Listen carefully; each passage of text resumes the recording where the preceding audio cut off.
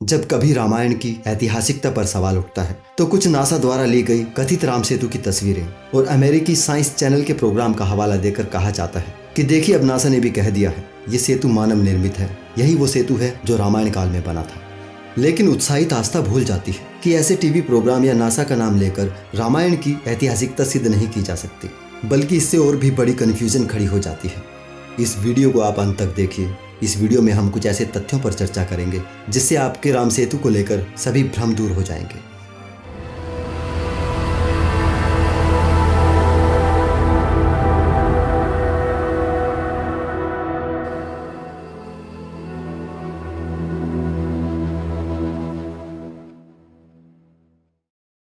America के एक science channel के एक प्रोग्राम का शीर्षक हिंदी में यूं है, प्राचीन हिंदू मिथोलॉजी में श्रीलंका और भारत को जोड़ने वाला पुल असली है, साइंस की रिसर्च कहती है। इस प्रोग्राम का प्रोमो ट्विटर पर शेयर करते ही भारतीय राजनीति गर्मा गई थी। कई सारे ट्वीट्स होने लगे थे। रीट्वीट्स में जय श्री राम लिखा जाने लगा था। राम सेतु के पक्षकार विपक्ष को घेरने लगे थे। आपको ये जानकर हैरानी होगी कि जिस राम सेतु का नाम लेकर भारत में इतना हो हल्ला होता है, असल में तो रामायण में वो राम सेतु है ही नहीं। डॉक्टर सुरेंद्र शर्मा ज्ञात जी की एक किताब है, क्या बालू की भींत पर खड़ा है हिंदू धर्म। इस किताब में वो कहते हैं जिस राम सेतु की बात आज हम करते हैं वो राम सेतु नहीं है। जिस महाकाव्य रामायण की कथा से राम सेतु को निकाला जा रहा है, असल में उस रामायण में राम सेतु शब्द है ही नहीं। उसमें नल सेतु का जिक्र आता है। नल सेतु को राम सेतु नाम देना सिर्फ राजनीति है। रामेश्वरम में जो सेतु की तरह दिखता है उसे रामायण में वर्णित नल सेतु बताना भी बुद्धिमता नहीं है। टीवी रामायण में हमने देखा सेतु का जिक्र वहां आता है जब रावण सीता का हरण करके श्रीलंका ले गया था। फिर सीता को छुड़ाने के लिए राम को लंका पर हमला करना था, लेकिन लंका तक पहुंचने से पहले सबसे बड़ी बाधा विशाल समुद्र पार करने की थी। तब राम ने समुद्र देवता का आह्वान किया। तीसरे दिन तक भी समुद्र देवता नहीं आए तो राम ने गुस्से में धनुष पर बाण चढ़ाते हुए समुद्र देवता को धमकाते हुए कहा, अगर तुम प्रकट नहीं हुए तो मैं अपने बाण से तुम्हें सुखा दूंगा। तब डरते हुए थर-थर कांपते हुए समुद्र देवता प्रकट होते हैं और श्री राम से विनती करने लगते हैं, प्रभु आपके पास नल और नील जैसे कारीगर हैं। अगर वो राम का नाम पत्थर पर लिखकर पानी में डालेंगे तो पत्थर भी पानी में तैरेंगे। इस तरह आप सेतु का निर्माण कर लीजिए।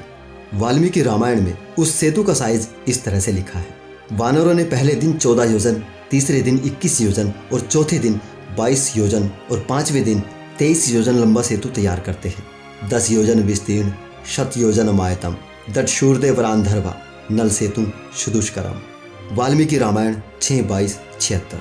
यानी नल ने 100 योजन लंबे और 10 योजन चौड़े सेतु का निर्माण पूरा किया, जिसे देखने के लिए देवता आए। अब यहाँ जो इस सेतु का साइज रामायण में वर्णित है वो कहीं से भी साइंटिफिक नहीं है। वाल्मीकि रामायण के अनुसार नल सेतु 100 योजन लंबा और 10 योजन चौड़ा होना चाहिए।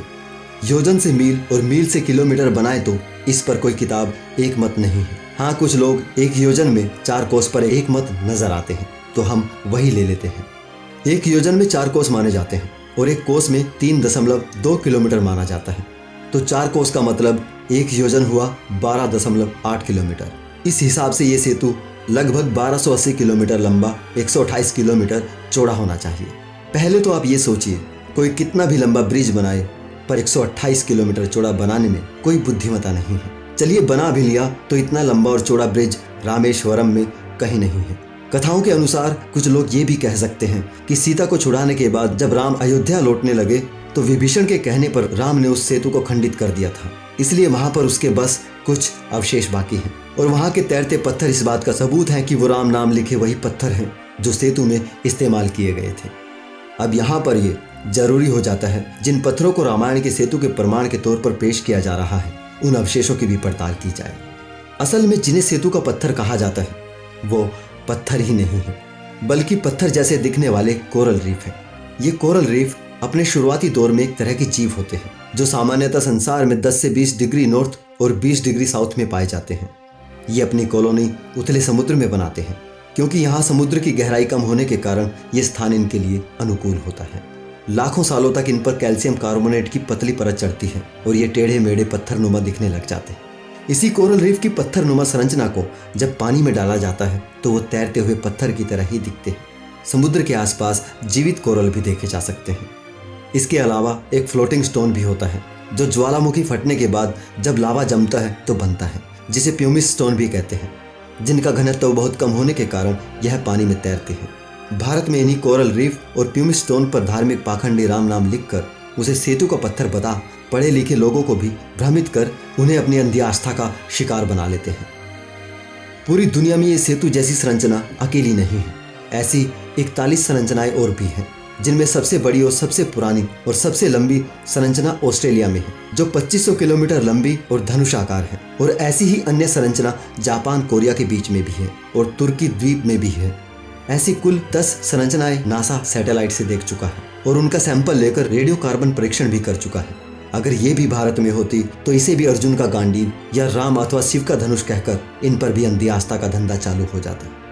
बहरहाल साइंस चैनल के उस वीडियो के हिसाब से भारत के पाम्बन टापू से लेकर श्रीलंका के मन्नार टापू तक फैली पुलनुमा चीज इंसानों की बनाई हुई है, क्योंकि नीचे तो रेत की लंबी चादर सी बिछी है, लेकिन उसके ऊपर पत्थर जो रखे हैं वो प्राकृतिक नहीं लगते, यानी उनको इंसानों ने रखा है। इन पत्थरों को 7000 साल पुराना बताया गया है। उस वक्त के हिसाब से इंसानों के लिए ये बहुत बड़ी उपलब्धि थी।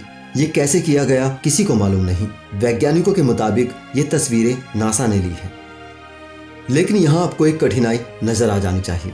हमारी मिथोलॉजी के हिसाब से 5000 साल पहले द्वापर युग खत्म हुआ है और द्वापर युग खुद ही 8,64,000 साल चला था। ऐसा वेद पुराण और उपनिषदों में लिखा है। तो यह नल सेतु भी त्रेता युग में बना होगा, क्योंकि राम उसी युग में थे। इन ग्रंथों के हिसाब से त्रेता युग लाखों साल पुराना है। अगर ये सेतु का डिजाइन 5000 साल ईसा पूर्व के आसपास वाला है, तो फिर इन वेदों ग्रंथों की लाखों साल की युग मनवंतर वाली कहानियों का क्या होगा।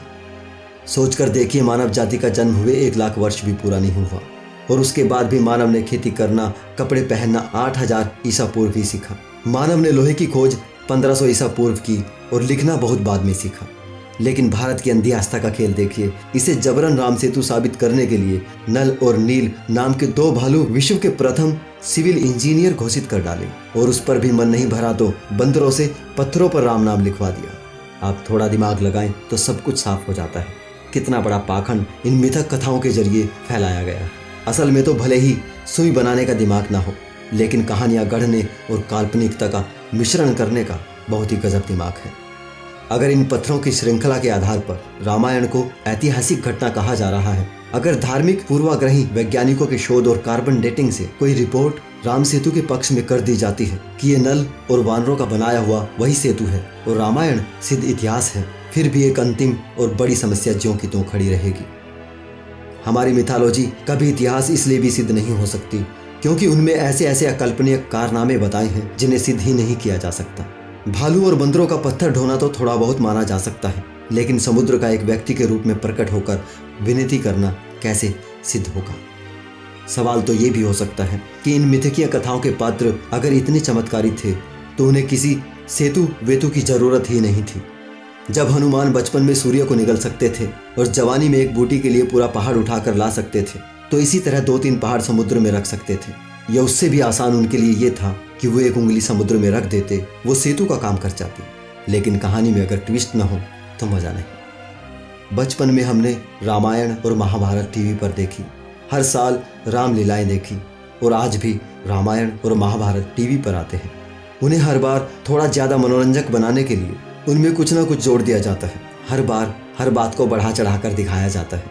यही इन कथाओं के साथ भी सदियों से होता रहा है।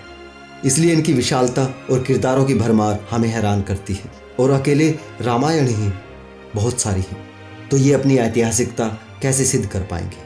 अल बरूनी ने एक बार अपनी टिप्पणी में कहा था, भारतीयों के इतिहास लिखने में कोई रुचि नहीं है।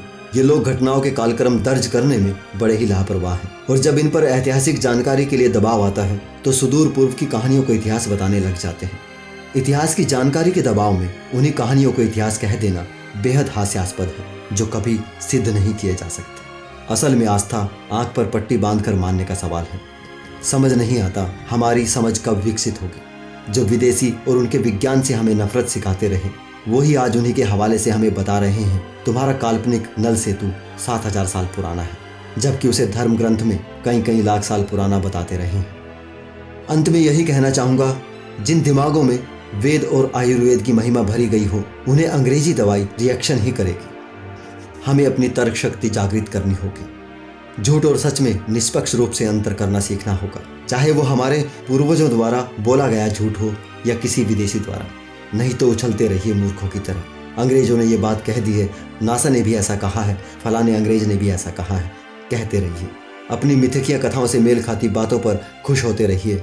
वहीं कुछ अंग्रेज इतिहासकार जब साक्ष्यों पर बात करेंगे तो उन्हें गरियाते रहिए। ये दोगला रवैया हमें सिर्फ हास्य का पात्र ही बनाएगा। हम इन्हीं सुदूर पूर्व की कथाओं में उलझ कर रह जाएंगे, कुछ भी रचनात्मक नहीं कर पाएंगे। हमारी मूर्खताओं पर विदेशी इसी तरह हंसते रहेंगे। मैं ये नहीं कहूँगा आपको क्या करना है, वो तय आपको करना है, लेकिन जो रायता हमारे इतिहास में हमारे बड़ों ने फैलाया है उसे साफ हम ही को करना है। बाकी कुछ आएंगे अभी भी धार्मिक अफीमची कमेंट बॉक्स में मुझे गालियाँ देने, उनसे यही कहूँगा, इस नशे से बाहर आकर सोचना।